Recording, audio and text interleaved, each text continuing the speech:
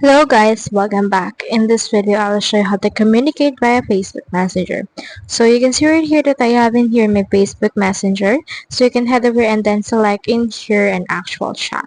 So for example, you can send them a like, you can send them an emoji or AI stickers that you have. You can also send in here some emojis, some stickers from other people, some GIFs is here as well. You can also record right here a voice message, and you can also send some pictures or photos that you have. And in here you can see the camera icon. You can head over and use the camera icon right here in order to send some recent pictures. Now you can also click on the plus right here and you can send some files, play games, and also your location to this person that you have right here. So you can head over and then click on this message and type anything in order to communicate to that person.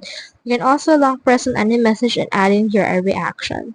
So that's the whole process. If you have any questions, comment them down below. I'll try my best to answer.